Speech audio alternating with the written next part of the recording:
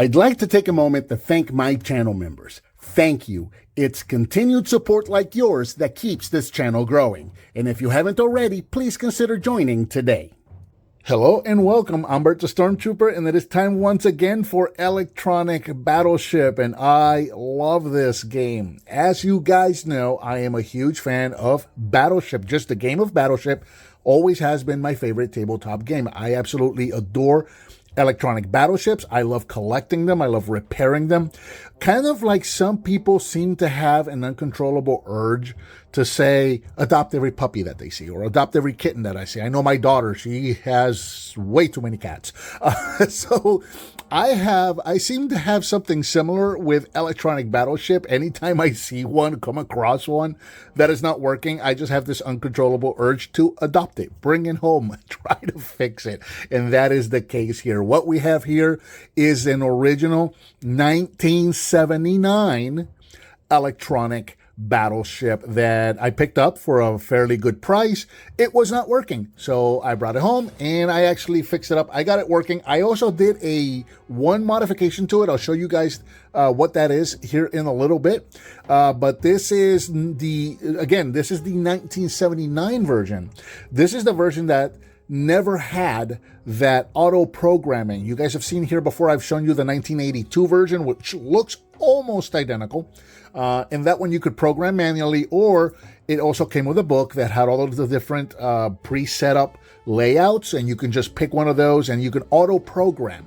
This version does not have that. So what I want to do here is I want to show you the differences between the two games and also how to program this one manually. It's very, very easy. You program your ships, your opponent programs their ships, and you're on your way. And since we have it here, I figured why not? Let's go ahead and take a quick look at the box. Now, there is a 77 version and there is a 79 version. Does not make a difference which one you have. They are exactly the same thing, unless you're just one of those collectors that really has, like, I gotta have the original version, which I'm not gonna lie, I'm kind of like that. Even though I have the 79 version, I kind of want to have a 77 version just because it's older. It's just kind of one of those things with me. But there really is absolutely no difference whether you have the 77 or the 79 version. But here you go.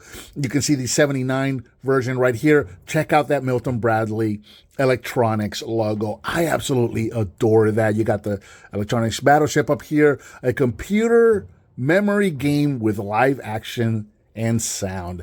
It uses two 9-volt transistor batteries. I love that they were still calling them transistor batteries back then. And you can see right here, it shows 1979 by Milton Bradley. And then along the sides, you're going to get pretty much the same thing. Yep, you got that on the bottom side right there. And it's a smaller, it's kind of hard to show, but it'll be a smaller version of that over on each side. And it's the same thing on both sides. And then along the back, they just have some cross-sells for other games that were available at the time. Simon and Comp 4. I'd love to get a copy of Comp 4. But there you go. So you can see the box itself. And again, that is the 1979 by Milton Bradley Co. under Berne and Universal Copyright Conventions, made in the USA. Remember when things used to be made in the USA? So there you go. One quick look at the box. So I wanted to do a quick comparison between the 79 version, which is the unit here on the left, and the 82 version, which is the unit here on the right. What if you come along or happen upon one of these out in the wild? How do you know which version you're looking at, or how do you know if you have one of these? How do you know which version you have? Well, obviously, internally, the boards are a little bit different because the 82 version has the pre-programmed patterns on it. So you'd have to open it to actually be able to see that. Also, the 82 version only has one LED, with a 79, 77 version, there's two LEDs on the board, but you'd have to open that, the unit, to know that, right? So how do you know just looking at it what version you have? There are three telltale signs that are very easy to use so that you can identify which version you have. So you're going to want to start with the battery compartment. So I'll take these off real quick. On the 77 and 79 versions, the games used two 9-volt batteries, as you can see right there. whereas the 82 version and then Electronic Battleship going forward use double A's, which is that right there. So start with the battery compartment. What batteries does it use? If the battery holders themselves are missing, which tends to be the case a lot of times, how many wires are coming out? If there's only 2 wires, chances are there was only one of these AA holders in there. If there are 4 wires, like you see here, chances are it had 2 9-volt battery holders. But again, you know, that sometimes the wires will be tucked in there and you may not be able to see that. But start there, start with the batteries. If the battery holders are there, if it's 9-volt batteries, you got a 77, 79 version. If it's AA's, it's 82, which has the pre-programmed codes. Look at the reticle right here for the ship, this red little background right here. On the 77 and 79 versions, this is smooth. It is absolutely smooth, and it's kind of dark. It makes it very difficult to see what's in there. With the 82 version, there's a texture to it, not on the outside, it's on the inside, but you can see it. I don't know if it's showing off on camera, but there's a texture that they put into the inside of that little glass. It's not glass, but a little plastic piece right there. It's also like a brighter or easier to see through red. And then another cosmetic difference is going to be the fire, load, go markings right here. The fire button and then the switch for load and go. You'll notice on the 77, 79 version, they're painted white, where on the 82 version, they're not painted. They are absolutely just, they left the paint out of those. Now, it could be that you find a 79 version that would have been, you know, this could have been rubbed off or faded off. But if that was the case, the other letters and the numbers would probably also have some fading. So if you see, like, for example, here, you can see that the clear memory, the clear last entry, the letters and the numbers are really nice and white, but the fire, load, go is completely erased or not erased, but there's absolutely no paint on that. That's a good telltale sign right there that is an 82 version. So there you go. Now you know how to tell the difference between the 2 units. Okay, so moving on, I'm going to show you how to program this unit and then go into the game itself. This is the manual programming. Again, this unit does not have the auto program feature that the 82 version has. So I'm going to show you how to program that manually. But if you have the 82 version and you don't have the code book with all of the pre-programmed patterns, this will also work. What I'm about to show you here will also work with the 82 version. So the first thing we're going to do, there is no player 1 or player 2. There's just an on-off side and a load and go side. So it doesn't really matter who's on what side. But we're going to make sure that the load go switch is set to load. So we're going to go ahead and do that. And then we're going to turn the unit around. And we're going to turn the unit on. Now, one difference that I've made here is while I was in here fixing the unit, I updated upgraded the LEDs. So I put the 5mm jumbo super bright LEDs in there so that the chamber here will light up really, really nice. My daughter complained that the unit was a little too loud and the firing sound was too high pitched. It was hurting her ears. So I added a voltage divider with a potentiometer to make a volume knob so that I can actually turn the volume down on this. This is not part of the game originally. This is just a modification that I made. Now, if I ever decide I want to take it back to the original, you know, put it back to original status, I just have to unsolder 3 wires and take that thing out and it's back to original. So I haven't actually like changed the unit or affected it in any way. But we're going to come back to the on-off side and we're going to turn the unit on. And right there you can hear that sonar sound, and it's just to kind of demonstrate the volume.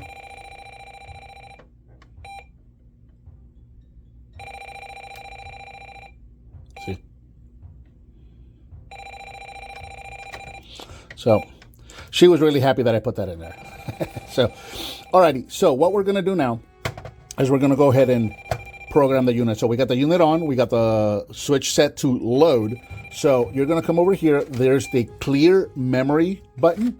So we're going to clear our memory. And then you're going to start entering your position of your ships. All 17 locations. You're going to enter them one at a time. So let's say we just had ships all over the place here like this. And then move these 2 over this way. All right. So what we're going to do is we're going to start entering all of our coordinates one at a time. You don't have to enter the repeating element. What do I mean by that? Right here, my battleship is on B3, B4, B5, and B6. So I'm going to clear my memory, and then I'm going to move my sliders to B4, and I'm going to press B4, enter. So now that's enter. Oh, I skipped 3, so I'm going to go back to 3, B3, enter. Now I don't have to keep hitting 3. I can just move over to B's already entered. So if I want, I can just do 5, enter, and then 6, enter. Battleship is in. So let's move down here to the carrier. The carrier is on E2, F2, G2, H2, I2. So again, the 2, I don't have to change it around. So I'm going to go down to E2, new coordinate. So I am going to enter press all 3 of the buttons. But now I don't have to hit the 2 anymore. I just hit the letters. So I'm going to go to F, enter, G, enter, H, enter, I, enter.